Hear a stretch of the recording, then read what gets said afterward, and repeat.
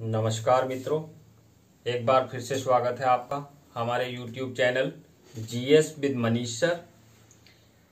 मित्रों, जैसा कि आपको पता ही है कि पहली वीडियो हमारी हिंदी की आ चुकी है।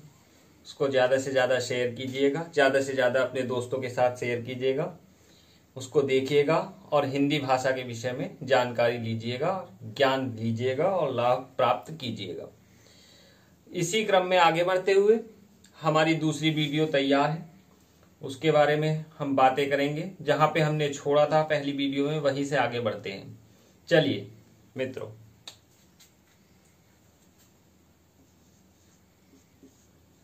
भाषा हिंदी, और हिंदी में हम पढ़ चुके थे क्या कि हिंदी में हम भाषा का स्वरूप पढ़ चुके थे। भाषा का स्वरूप, भाषा के स्वरूप में हमने क्या पढ़ा था, थोड़ा सा देख लेते हैं। बोलियां हम पढ़ चुके थे। आशा है आपको समझ अच्छे से आ गया होगा। बोलियां पढ़ चुके थे। उपभाषा या परिनिष्ठ भाषा के बारे में हम पढ़ चुके थे। राजभाषा के बारे में हम पढ़ चुके थे। राजकीय भाषा के बारे में हम पढ़ चुके थे।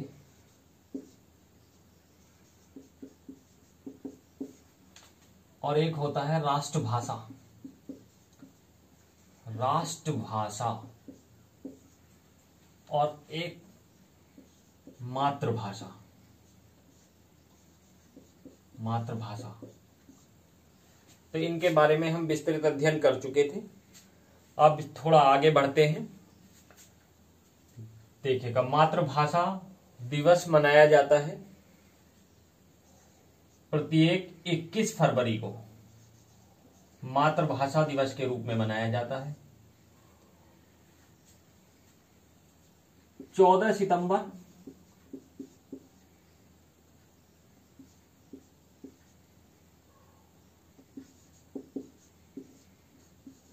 1949 को, 14 सितंबर 1949 को प्रतिवर्ष हिंदी दिवस के रूप में मनाया जाता है। हिंदी दिवस।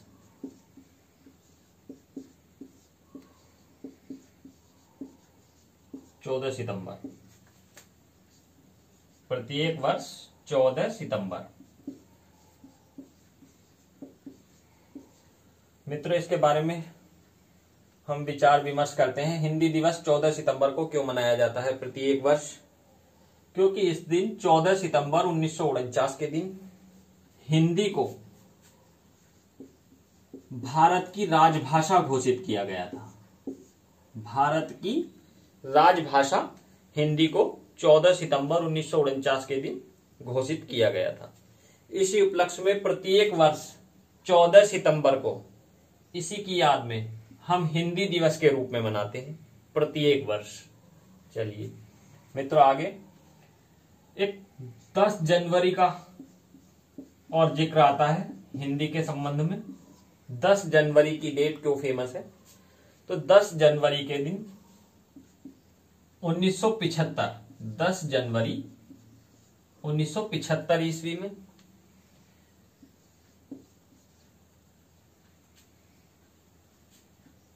पहला विश्व हिंदी सम्मेलन, विश्व हिंदी सम्मेलन,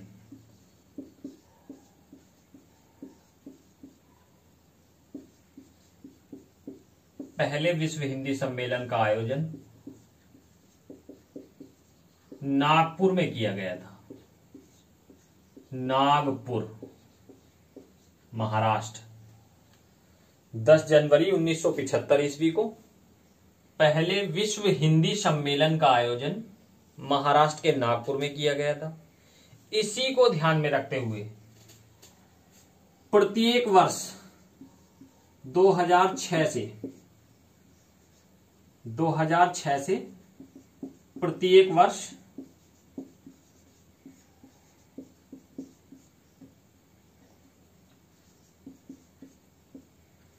10 जनवरी को हिंदी विश्व हिंदी दिवस के रूप में मनाया जाता है। 10 जनवरी की डेट को विश्व हिंदी दिवस के रूप में मनाया जाता है। विश्व हिंदी दिवस के रूप में मनाया जाता है। तो हमें याद रखना होगा, हिंदी को राजभाषा का दर्जा 14 सितंबर 1949 के दिन प्राप्त हुआ। इसी उपलक्ष्य में हिंदी दिवस के रूप में मनाया जाता है। 14 सितंबर को प्रत्येक वर्ष हिंदी दिवस के रूप में मनाया जाता है। 10 जनवरी 1975 ईस्वी में पहला विश्व हिंदी सम्मेलन का आयोजन महाराष्ट्र के नागपुर में किया गया था। उसी के उपलक्ष्य में 2006 से प्रत्येक वर्ष लगातार 10 जनवरी विश्व हिंदी दिवस के रूप में मनाया जाता है। आगे चलते हैं। ये तो थे एग्जाम में आने वाले 2-3 फैक्ट थे जो हमने पढ़े। इन तथ्यों को एग्जाम में बार बार पूछा जाता है। इससे आगे चलते हैं थोड़ा सा। इससे आगे हमने बोलियां आपको पढ़ाया था कल। अब बोलियों के बारे में थोड़ा विस्तार से हम पढ़ते हैं। जो मुख्य मुख्य बोलियां हैं उनके बारे में, उनका केंद्र कहां पर है, उनसे संबंधित थोड़े से जो है विचार हम प्रस्तुत करते हैं। देखिएगा, सबसे पहले आती है भोजपुरी बोली।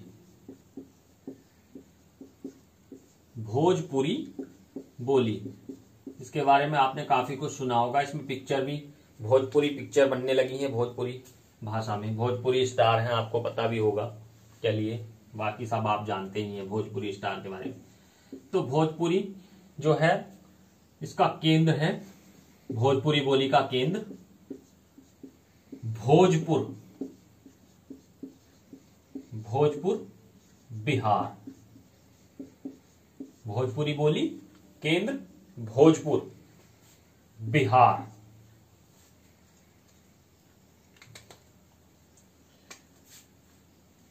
इसके बारे में कहा जाता है कि भोजपुरी जो है, भोजपुरी बोली अंतरराष्ट्रीय महत्व की,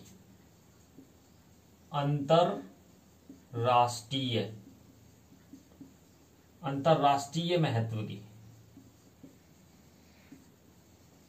बोली है, महत्व की बोली है।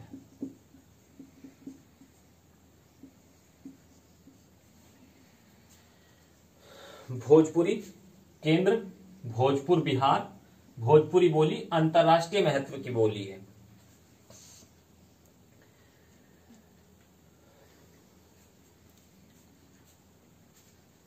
भारत से बाहर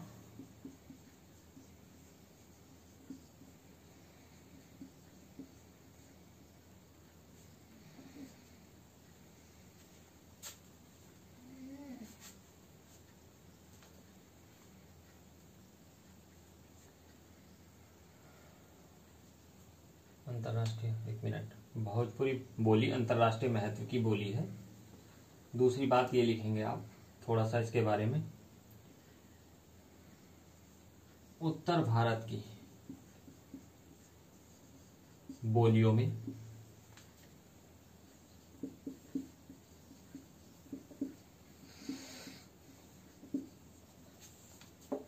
सर्वाधिक जनसंख्या के द्वारा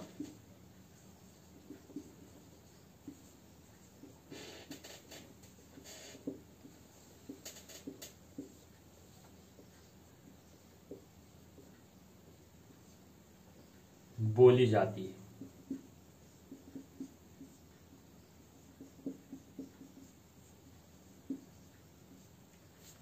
उत्तर भारत की बोलियों में सर्वाधिक जनसंख्या के द्वारा भोजपुरी बोली बोली जाती है। ठीक है, इससे आगे चलते हैं। देखा जाए तो सूरीनाम और फिजी, मॉरिशस और गुआना और त्रिनिदाद में ये बोली जाती है। भोजपुरी भारत से बाहर कहां कहां बोली जाती है? सूरीनाम में, भारत में तो बोली जाती है बिहार के क्षेत्र में, बिहार से लगते हुए यूपी के क्षेत्र में बोली जाती है। साथ के साथ अंतरराष्ट्रीय महत्व की, मैंने लिखा है ना भोजपुरी बोली अंतरराष्ट्रीय महत्व की बोली है। अंतरराष्ट्रीय महत्व की मीन्स क्या होगा? इसका अर्थ, अंतरराष्ट्रीय महत्व की का अर्थ है कि भारत से बाहर भी अन्य देशों में यह बोली जाती है, जैसे सूरीनाम, गुआना, त्रिनिदाद,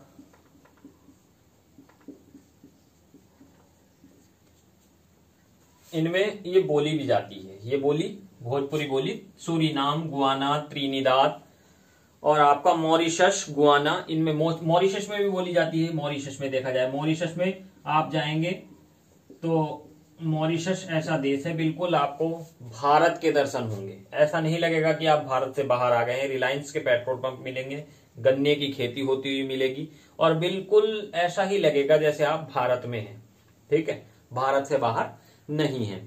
सूरीनाम में बोली जाती है, गुयाना में, त्रिनिदाद में, मॉरिशस में और फिजी में भी बोली जाती है। फिजी देश है ना, हिंद महासागर में, फिजी देश में भी बोली जाती है। इन देशों में भोजपुरी बोली बोली जाती है। सूरीनाम, गुआना, त्रिनिदाद, मॉरिशस और फिजी में भोजपुरी बोली बोली जाती है। ये मित्रों, ये पॉइंट जो मैं आपको लिखा रहा हूं, ये एग्जाम के दृष्टि से काफी महत्वपूर्ण है।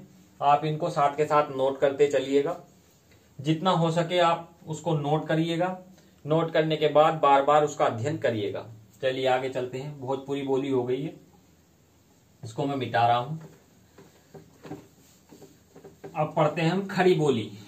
खड़ी बोली के बारे में थोड़ा सा, यह भी एग्जाम की दृष्टि से बड़ी महत्वपूर्ण है। केंद्र, केंद्र कह लीजिएगा, केंद्र इसका होगा मेरठ। लिख सकते हैं आप, मेरठ में जो है इसका सबसे शुद्ध रूप बोलने में पाया जाता है। जो मेरठ में, मेरठ और मेरठ के आसपास के क्षेत्र में बोली बोली जाती है, वो खड़ी बोली का शुद्ध रूप है। मेरठ व इसके आसपास के क्षेत्र में, लिख सकते हैं आप, मेरठ व इसके आसपास के क्षेत्र में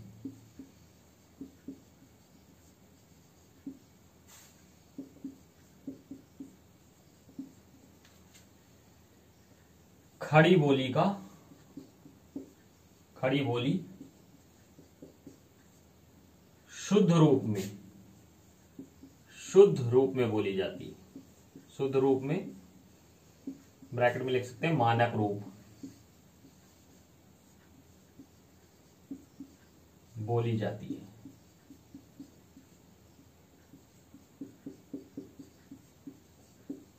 मैंने कल बताया भी था आपको, खड़ी बोली अब बोली न रहकर उपभाषा में परिवर्तित हो गई है, क्योंकि खड़ी बोली में साहित्य रचना होने लगी है और साहित्य रचा गया जाने लगा है इसमें, जिस कारण इसको हम खड़ी बोली को बोलियों में न रख के हम उपभाषा में रखते हैं। उपभाषा के क्षेत्र में, उपभाषा के में रखते हैं इसको हम, खड़ी बोली को। चलिए आगे चलते हैं। भोजपुरी बोली के बारे में आप पढ़ चुके हैं, खड़ी बोली के बारे में पढ़ चुके हैं। खड़ी बोली देखा जाए तो आपको उत्तर भारत के, उत्तर भारत में खड़ी बोली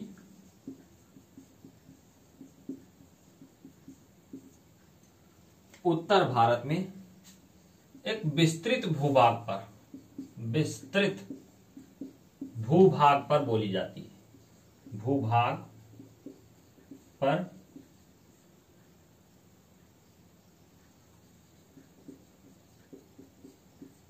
बोली जाती है। एक विस्तृत भूभाग की बोली है, ऐसे भी लिख सकते हैं। इसका अर्थ क्या है कि खड़ी बोली जो है हमारे मेरठ, मुजफ्फरनगर और जो बिजनौर का क्षेत्र है, यहाँ पे एक बड़े भूभाग पर जो जनसंख्या निवास करती है वो अधिकांशतः खड़ी बोली को बोलती है। ठीक है, बिजनौर में भी खड़ी बोली बोली जाती है और मेरठ में इसका मानक रूप अर्थात शुद्धतम रूप में बोली जाती है। और देखा जाए, यहीं से एक प्रश्न और ध्यान में आता है कि भोजपुरी बोली जो है उत्तर भारत की बोलियों में सर्वाधिक जनसंख्या के द्वारा बोली जाती है। मैंने आपको नोट कराया भी है वो पॉइंट, आप लिख लीजिएगा उसको भी। ठीक है, भोजपुरी जो है वो उत्तर भारत की बोलियों में सर्वाधिक जनसंख्या के द्वारा बोली जाने वाली बोली है। खड़ी बोली एक विस्तृत भूभाग पर लोगों के द्वारा बोली जाने वाली बोली है। चलिए आगे चलते हैं। खड़ी बोली तक हमारा कंप्लीट हो गया। आगे चलते हैं, आगे लिखिएगा अवधी बोली। अवधी, अवधी, अवधी बोली। केंद्र, अवध, अयोध्या। केंद्र, अवध, अयोध्या। अवधि बोली, केंद्र, अवध, अयोध्या। देश के बाहर फिजी में भी, देश के बाहर फिजी में भी अवधी भाषा बोली जाती है। देश के बाहर कहां? फिजी देश, फिजी, फिजी देश में बोली जाती है अवधी। लिख लीजिएगा, अवधी देश के बाहर फिजी, फिजी देश है उसमें बोली जाती है। नेक्स्ट आगे चलते हैं, इसी के साथ आगे बढ़ते हैं। ब्रजभाषा, आते हैं ब्रजभाषा पर। ब्रजभाषा या ब्रज बोली, ब्रजभाषा।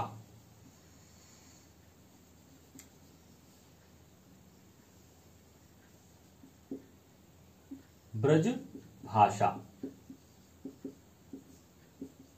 ब्रजभाषा का केंद्र लिखिएगा। ब्रजभाषा का केंद्र क्या होगा? देखिए जाए तो मथुरा, केंद्र होगा मथुरा।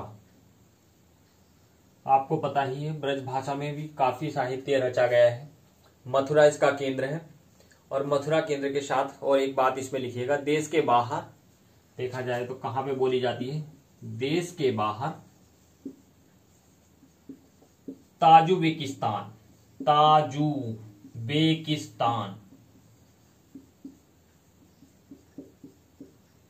देश के बाहर ताजुबिकिस्तान में ब्रजभाषा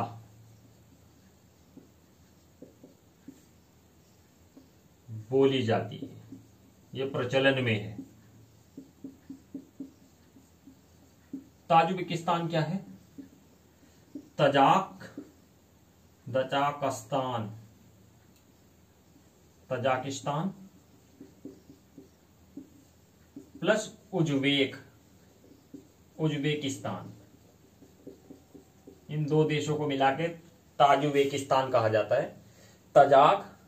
तजाकिस्तान प्लस उज्बेकिस्तान, इन दोनों को मिला के ताजुबिकिस्तान कहा जाता है। देश के बाहर ताजुबेकिस्तान में ब्रजभाषा बोली जाती है। तो कुछ बोलियां इंपॉर्टेंट, कुछ मुख्य मुख्य बोलियां थी जिनके बारे में मैंने आपको समझाया। ठीक है, आज ज्यादा बड़ी क्लास को न करते हुए इतना ही रखते हैं। ठीक है, इससे आगे इसी सीरीज में, इसी श्रेणी में आगे बढ़ते हुए हम कल क्लास को जारी रखेंगे। मिलते हैं नेक्स्ट वीडियो में। धन्यवाद।